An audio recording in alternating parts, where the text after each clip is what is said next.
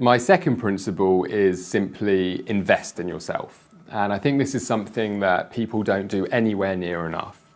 And that's because I believe that to really not only better your life, but also to at least retain where you're at once you've made massive progress, it's critical to not only invest in yourself, but to continue to invest in yourself. And I'm talking about every single day. Now, I do this through lots of different ways, through books, audio books, I listen to podcasts, mentorship, coaching, courses, events, even experiences. And every day I make sure that in some capacity I'm investing in myself. And the best thing about it is that nobody is telling you the areas in your life you need to invest in. Nobody's telling you who you need to learn from. It's not like school where, these are the subjects you're going to learn. This is the teacher that you're going to have. This is the time that you have to do it.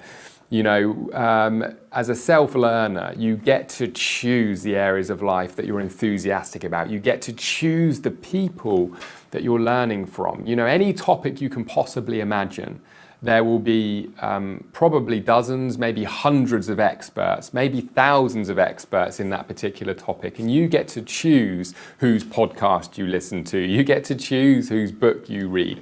You get to choose whose mentorship program or coaching program you're going through.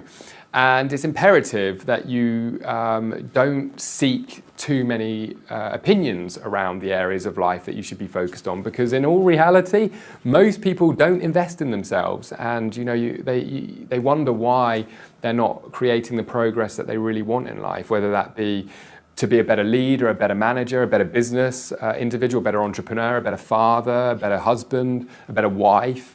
And what I found is that it can get very addicting, this whole idea of investing in yourself when you really realize how impactful it is. I'll put it to you this way. I have a group of friends. All of these friends are individuals who are either working with me now or I've worked with in the past. We hang out in the US, in the UK, recently been with a bunch of them in Australia. We work together on a lot of projects. And I can really truly say that these are some of the most balanced, successful, happy, fulfilled people I've ever met in my life. And I look back at a lot of my own, previous social circles, and, some of them are still drinking and taking drugs and in bad relationships and having affairs and cheating, and, they're broke. And these are the type of people that always used to laugh at me that I would go and spend 10 grand on a seminar, or, listen to Tony Robbins, or, wanted to go to a motivational event. And, now who's laughing? And I don't mean that in any other way than, look, I can tell you now that my life is just 100x of what it ever was when I used to have that old mentality of not investing in myself. And this is the thing, is most people drift through life. They let life come at them, and each and every day they've got their routine, their job, maybe their exercise regime, but in all reality, maybe their relationships at times are suck, or maybe their fulfillment and happiness is at an all-time low. And the downside is that most of these people just wait it out. It's like, it's the wrong partner, it's the wrong job, it's the wrong business, it's the wrong this, it's the wrong that. Maybe one day something will come along that, takes me out of this situation. And, these are the people that end up, living a very mediocre, unfulfilled life.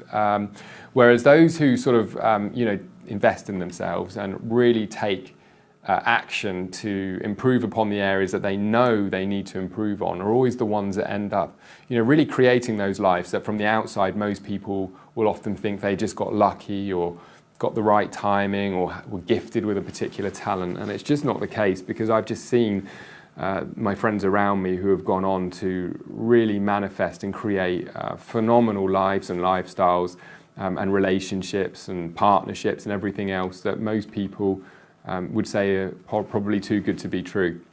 And so the exercise I would say that everyone needs to do is, look in your diary and what is in your diary over the next 6 to 12 months that demonstrates that you're investing in yourself.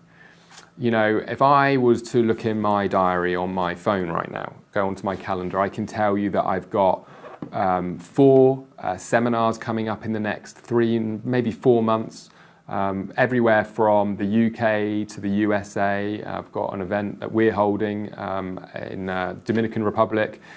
And these are all events to invest in myself and to sort of take my life to a whole new level. And I know that the people I'm going to be rubbing shoulders with and learning from, you know, have achieved or are achieving the things that I know are important to me in life.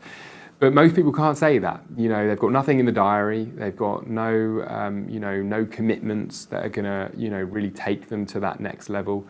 And so if that's you, if you do find you're in that situation, which, you know, is often the case for most people, then take the time to think about that and start looking at your diary as an opportunity to fill up with things that you are making happen by being proactive and seeking the opportunities, the people, you know, the things that are going to help you grow, and fill it up. You know, fill up. Maybe give yourself a challenge to just get 5 things in the diary over the next 6 months that you're going to commit to invest in yourselves and get you closer to your goal.